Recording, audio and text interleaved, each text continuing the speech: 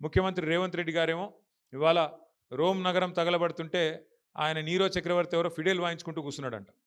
ఉన్న ఉన్న ఊరే బాగాలేదు మీ నాయకత్వంలో, చెత్తదీసేటోడు లేడు, స్ట్రీట్ లైట్స్ వెలిగించేటోడు లేడు, ఆఖరికి మోరీలు పొంగుతుంటే ప్రజల మోరీల్లో కొట్టుకొని పోతుంటే ఉన్న నగరాన్నే పట్టించుకునే నాదుడు లేడు ఇవాళ మున్సిపల్ మంత్రిగా రేవంత్ రెడ్డి గారు ఉంటే. కానీ ఆయనేమో కొత్త నగరాలు కడతా అని చెప్పి నిన్న శంకుస్థాపన లేచి ఏందో ఊదరగొట్టే ఉపన్యాసాలు ఇస్తూ ఉన్నాడు. నేను ఫ్యూచర్ సిటీ కడతా, ఇది కడతా, అది కడతా. ఉన్న నగరం చూడమంటే ఇది చాతనైతే లేదు. ఉన్న నగరాన్ని ఏమో ఉద్ధరించే పరిస్థితి లేదు, కానీ కొత్త నగరాన్ని కడతానని చెప్పి ఇవాళ పోజులు కొడతా ఉన్నారు. నేను మీ అందరినీ ఆలోచించమని కోరేది ఒకటే, అది ఏ ఎన్నికైనా కావచ్చు, గల్లీ ఎన్నిక కావచ్చు, ఢిల్లీ ఎన్నిక కావచ్చు, మధ్యలో రేపు మనకు వచ్చే జూబ్లీహిల్స్ ఉప ఎన్నిక కావచ్చు.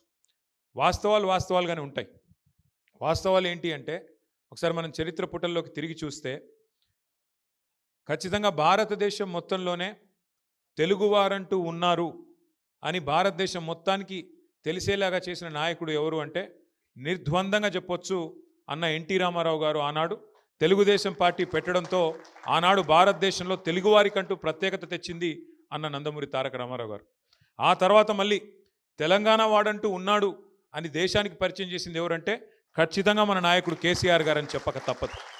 తెలంగాణ